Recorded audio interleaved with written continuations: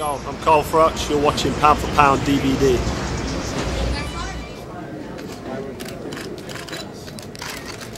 I got it, thank you. Here? One more time over here. Here, please. Thank you.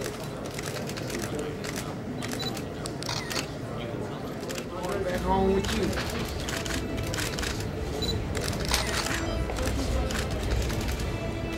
Down this way. It's not so much in his style, it's what I can do, you know, I punch hard. He doesn't get hit with that many shots. He's very cagey, he uses his range well, he ducks are very low, and he's quick on his feet. He's either too far out of range to get hit, so you can't really hit him because he's so far out of range, and that's his boxing ability, the same ability that won him a gold medal in the Olympics. Or he's on your chest, smothering your work. You know, he's got his head on your chest and he's leaning on you and he's picking little shots. And it's ugly to watch. He sat on Alan Green's chest for 12 rounds in that fight and got a points decision. I actually left my house after round 8 to go and let somebody in, and I went in the kitchen to make a cup of tea for my dad who came round, and I picked it back up in round 11 or in the last round, round 12, because I was that bored watching it. And there's no disrespect to Andre. The fight was rubbish to watch. It wasn't entertaining, and I didn't even want to rewind it and watch it again because it was so poor. This is against the same guy who got knocked out by Johnson, you know. And as far as I'm concerned, I did a job against Johnson, which for me it was quite a steady night's work. I never really got going in that fight. I just did what I had to do in that bloody heat and humidity to get the win and to get myself in the final. So, you know, Ward's done well. He's undefeated. He's got a good name on his record. One good name in Mikkel Kessler, but he's not bringing anything to me where I'm thinking to myself, you know what, I'm concerned here. I'm worried. This is mission impossible. That's not the case with this fight. You know, I've got more than a puncher's chance. I've got ability, as you saw with Durrell. You know, I've got amateur pedigree. I've won a world championship medal. I've won ABA titles in Britain, and I've travelled around the world and beat top level fighters time and time again. So, you know, I'm coming into this fight, and I should be the favourite. If I'm not going to get upset and lose any sleep about it. But I'll just show everybody. I'll show them on the night. And regardless of what happens on the night, this is going to be a fantastic fight. That's the thing about it.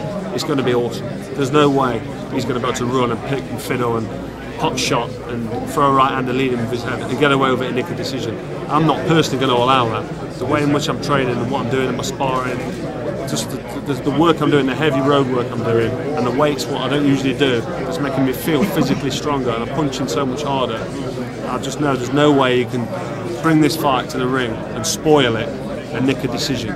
It's just not going to happen. And if he gets dirty, then, you know, it's down to the official to sort it out, or I will sort it out. It's as simple as that. You feel he's dirty? I feel that when I've seen him fight a couple of times, especially against Mikkel Kessler, you know, he used his head as a third arm. He was throwing a right hand and leaning in with his head up close. Look at the state of Kessler's face after round 4 or 5. The cuts that opened up were all from Andre's head. Every single cut was from Andre's head. And I think he had 3 quite bad gashes on his face. So, yeah, he's dirty. Definitely, he's a dirty fighter. So you're not concerned at all with Ward's ability to punch? Do you think he has poor punching power? Definitely, yeah. He's got, what, a 50% knockout ratio, and I don't think he's got the ability to hold a shot. I've not said that in the public conference. I've not said it out loud because I don't need to say it. You know, if you look on YouTube, Andre Ward getting knocked down in round 4 against a guy that's had 40 fights and lost half of them. You know, I think he's had 38 fights, won 18, lost 18, or whatever his record is. 7-8 knockouts. So he's clearly not a puncher, and he put Ward flat on his face, and then Ward hung on for round 5 and round 6. Now, can you imagine when I hit him with a similar uppercut on the face? I'm not going to leave him alone. I'm going to let him hold. So unless he's developed a muscle around his jaw since that fight, or he's developed the ability to be able to hold a better shot, which he may have done. You know, it's been done in the past. If you're not fit or if you're ill prepared, sometimes you take a shot, you stuns you go over, and you don't recover. That's never happened to me. I've been put down once in my career against Jermaine Taylor. I got up after 8 seconds, and you know, I was fine for the remainder of the fight, and then I forced a stoppage in the last round. But I think there is a little bit of a question mark around Ward's chin. But the best chin is the one that don't get hit, and he tends to keep out of the way and keep himself in the safe zone quite a lot, which can be boring and negative, but he gets results. But like I said, it's my job to make sure he doesn't do that. and my job to make sure he doesn't get away with it.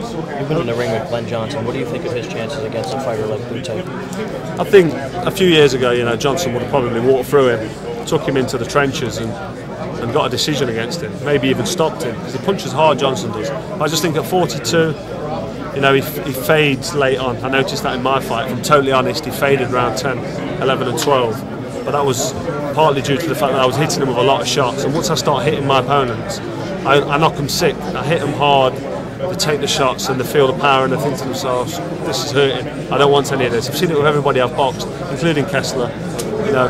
And Arthur Abraham was the same. They stopped coming because they're walking into shots that are hurting. But I just think Johnson's maybe seen better days, and he'll give Bute problems, but Bute ultimately will win a points decision. Do you want to fight Bute? I mean, is that something? Obviously, this is a very tough fight. You can't look past this. But do you feel that the winner of this tournament, it's kind of set up for you guys for the winner of this tournament to fight him? It seems like that's what it's looking like. The winner of this tournament will be immediately matched up with the IBF champion Lucian Bute, and that's fair enough, because that would then be a unification fight, and that'd be massive.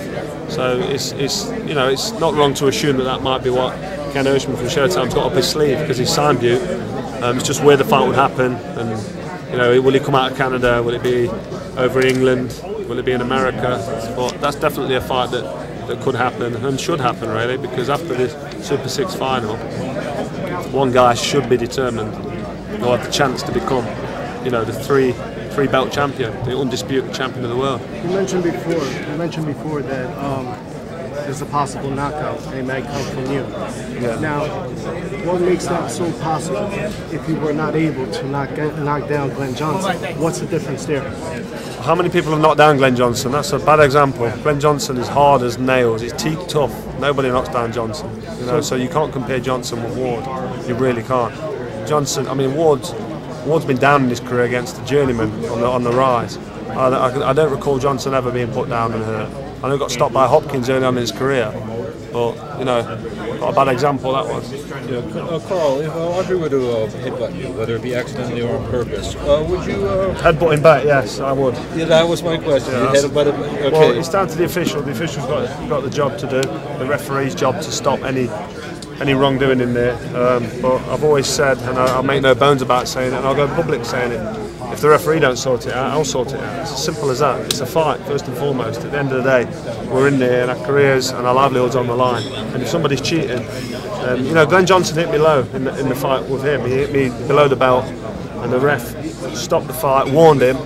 Have a look at the fight, see what I did straight away. I hit him low back, straight away. And Glenn, to be fair to him, just, you know, he tipped his head and gave me a nod, and he didn't hit me low again. So Ward will be getting the same treatment if he tries any foul play. With that said, do you have any concerns about the officiating, the referees going into this fight? I've never really had a big concern about referees and judges, to be honest. It's never been in the forefront. But just recently with what happened with Paul Williams, I never saw the fight, but I know the controversy and all the carry-on that's happened since then. So it sort of made me think to myself, could it potentially be a problem? You know, I'm fighting an American in America. And I've been victim to some bad judging in the past. Even the Glenn Johnson fight, one of the judges saw fit to score Johnson the winner, and it was clearly my fight. So, yeah, I am a little bit concerned, but you know, I don't lose any sleep when I go to bed at night because there's nothing I can do about it. Eddie Hearn's on to the New Jersey State Commission. They seem to be really on top of things, and they're under a bit of pressure now following the Williams fight. So, hopefully that won't be a problem, but potentially it could be an issue. And yes, I've got to be honest, I do think about it a little bit. Do you think your knockout power could be the decisive factor in this fight? I certainly do, yes. Especially with the way I'm training and what I'm doing now, different to what I was doing when I fought the comeback fight with Arthur Abraham and when I boxed Johnson. You know, I wasn't in there looking for the knockout. I was boxing, moving, using my skills. But with Ward, you know, plan A is a different tactic. It's a brute force, take him into the trenches, try and do some damage tactic. That's plan A, instead of boxing and moving. So that could be the deciding factor. Do you see something in him? I mean, do you perceive a weakness in him where that strategy is the proper strategy? Well, to be honest, I thought it was a really tough fighter, and it was, you know, you couldn't penetrate him. But somebody sent me an email the other day on YouTube, and there's a guy who's not got a punching record. Put him down on his face, and he was badly hurt, Ward, and he got up, and then for the last 2 rounds of the 6-round fight, he was holding on for dear life, and He won a points decision, but it was badly shook up, and I was surprised because the guy who was fighting was a typical journeyman. You know, lost more fights than he'd won and not stopped anybody really. 5 or 6 stoppages on his record. So that shows a vulnerability there. Now, you can't take that for granted, but you know, if that guy can do that to him, you can imagine what I can do when I connect. And there's no danger of me getting hurt in the fight by Ward because he's not a puncher. And on top of that, even if he was a puncher, I don't know what it is, it's genetic, I just don't get hurt. I've been dubbed as having a granite chin, and rightly so, because I can take some big shots. Glenn Johnson hit with his best shot 3 or 4 times in that fight, which is stupid because the best chin in the business is the one that doesn't get hit. But it's nice to know that if you do walk onto a shot or you get caught, you don't wake up on the canvas. You know, you can walk through it and give your opponent a little smirk, which can be heartbreaking for your opponent. Do you think you've sort of walked through fire in this tournament because you had lost your title and you had to come back and win it? Yeah, definitely. I've gone away and I've reevaluated and gone back to the drawing board, as the old cliche goes. But you know, I've come back stronger and mentally tougher, and you know, 2-time world champion. I've got 2 belts now on my shelf, and it's nice to look at. So I want to add the WBA belt to this trophy cabinet along with the Super Six Trophy. When you lost the belt the first time, what sort of reevaluation process did you go through in your? Well, there's always an excuse and a reason why a fighter loses a fight, and there's nothing more boring than listening to somebody's reasons as to why the fight. You know, there's a number of reasons. There's the volcanic ash cloud. There's me going in late and taking a bit of weight off, which I never usually do because I do the weight so easy with my meticulous training regime and my diet and nutrition. I'm genetically gifted because I walk around at about 173, 174 pounds anyway, which is only, yeah, that's all I walk around at. I'm very slim. I'm 10 weeks away and I'm 12 stone 4. There's no body fat on me. It's just how I'm built. I think it's the Polish gene in there. There's no real weight on me. So that's a big factor. If you haven't got to take weight off before the fight, it helps massively because you know you're not drained going into the fight. But the evaluation process that you went through after the losing, exactly. You know, there was all different reasons and ifs and buts and maybes. But all I did was I put that all to the back of my mind and thought, you know what, I went over there late. The volcanic ash was an issue, but Mikhail Kessler was also an issue. He's a great fighter, big puncher, very tough. He kept throwing right hands to my body. He was jabbing me. He was blocking my right cross of his left glove. He did what he had to do to win the fight and get the decision in his hometown. But no, I went back to the drawing board and thought to myself, I've got all the skills, I've got all the ability to perform at this level. I've won the world title, I beat Jean Pascal, I've defended it against Taylor. There's only one thing that I can do more and do better, and that's train harder. And I train hard anyway all the time. But what I did for the Abraham fight, I added a few more runs and put in a few extra miles, and I've done some cycles and some swims and a few extra push-ups. So I just basically more meticulous with my training, and that athleticism and that fitness and strength and brute force that I've got, I've carried on that through my career. With the Johnson fight, no disrespect to Johnson at all, but I never got out of second gear. I was just coasting through the fight, not looking for the stoppage, and trying not to get hit, which didn't work because I got hit with about 4 or 5 right hands I shouldn't have got hit with. But no, after the Kessler fight, I've come back a more complete fighter, physically and mentally, which is good. Is there a mental process that you have to have or go through in order to prepare to just fight on the road as well as you've done? I mean, because you do take your game on the road pretty well. I do, yes. You know what though, if I'm totally honest, I prefer to be at home, homely comforts, 10 minutes from the arena. You're sleeping in your house all week on the run up to the fight. You've got your fans, your family, your friends around you. But there's a lot to be said for travelling away. There's a lot of pressure off you. A lot of local television and the support and fans. So it adds pressure travelling, but it also takes away. So it depends what kind of person you are. And I think Ward's going to struggle to go out of California. Dan Goosen said he's fought at home 4 times in 24 fights. And how many times have I fought at home? Yeah, good point. I've fought at home about 14 times in my career at my local arena. But this is early on in my career. This is when I'm establishing myself. But the important thing is, at championship level, which is a totally different sport, there's boxing and there's championship boxing. And at championship level, 12 rounds, brutal championship level fights, I'm on the road. He's sat at home in Oakland or in California. And in this tournament, he's never been out of California. In this tournament, I've had 4 or 5 fights. I've been away 4 times. So that's the difference. But I don't think Dan Goosen got that. But I'm not going to pipe on about it. There's been some criticism about the length of this tournament, just how long it's taken to get to this point. Do you feel like the tournament's been too long, or is it the right amount of time? Or because it's shorter? Yeah, it helped you. No. 2 years ago, I signed a contract with Showtime that said you're entering a Super Six World Boxing Classic tournament. It's going to last 2 years. And I actually boxed Andre Durrell in October 2009. And guess what? I'm fighting Ward in October 2011. So if you do the math, as I say in America, it's 2 years. So I'm not surprised at how long it's took, because he's done exactly what it says it's going to do on the tin. It was a 2-year contract, and it's took 2 years. Was there ever a point where you thought, boy, there's another fight I'd like to have outside of this tournament? Not really, because Bute's the only other guy with a belt, and I don't rate Lucian Bute. I just don't rate him. I've got no respect for who he's fighting, what he's doing in Canada, staying in his own comfort zone and just sticking around defending his title against. He's fighting Johnson next. No disrespect to Johnson. Johnson have a good chance against him, but I think his better days have been and gone. But who's he boxed? His last fight was Brian McGee. I knocked out Brian McGee 5-6 years ago. I broke my hand in round 2 and I knocked him out in round 11. Bute just stopped McGee, and McGee's done well. He's the interim champion as a WBA interim champion, but Bute's not fighting anybody or doing anything. He's one of these protected fighters, and he needs to get out of Canada or stay in Canada and fight somebody. And let's not forget, Leandro Andrade beat Andre Ward. He beat him up, knocked him out, fight over, done. Somehow he won on points. I don't know how that happened. The guy got knocked out with 10 seconds, 14, whatever it was, and he won on points. That's how protected he is. Will his weak competition, so to speak, hurt him when the time comes when he will have to take on maybe the eventual champion of this tournament? Yeah, definitely. Yeah, he won't be prepared. He won't have had the tougher fights that you need to be ready for the brutal force and skill level and experience of a top level fighter. He won't have had that, so that will be his undoing in the end. How do you see his weaknesses? Sparring partners. I start off sparring at the EIS, which is the English Institute of Sport in Sheffield, with the Olympians, the potential 2012 Olympians.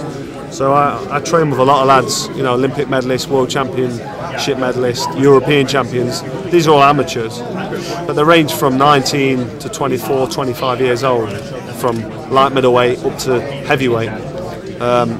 So I mix around with them for 2 or 3 weeks, and then we'll bring in at least 2, maybe 3 sparring partners. But it's difficult to get older sparring partners. The top fighters are few and far between. Why is it difficult? Because you hit so hard? It's not so much that, no. It's just if you're fighting somebody like Andre Ward, if you're fighting a world-class fighter at top level, who do you spar? You've got to find somebody who's as good as the guy you're going to fight. So you're not going to find that, and you're not going to find the right style. And top fighters that are out there that can give you a good spar, they're defending their world champions or their potential world championship challengers, so they don't want to spar with you. So sparring partners are impossible. It's really, really difficult. So you end up sparring light heavyweights and cruiserweights, big, tough, strong lads and prospects. I sparred a guy called Newton Kidd. His nickname's Butch from New York. I don't even know his name, which is maybe ignorant of me, but I just know him as Newton Kidd and was calling him Butch all week. And Kid Chocolate, which is Peter Quillen. Yeah, I was sparring with him. Very big puncher I think he's a middleweight. Very big puncher, very fast and sharp, skillful fighter. I'm probably going to use him again. I'm going to get hold of him over the next week or so. And I've been emailing Butch. I sent him a pair of boots the other week with my name on, which he's wearing with pride, which is good. So I'll probably use him again. But it depends where I set camp up in America. But sparring is hard to get. When I fought Jermaine Taylor, I sparred John Pascal for 2 weeks. Got him over from Canada straight after one of his fights, yeah, which was good. Carl, you were asked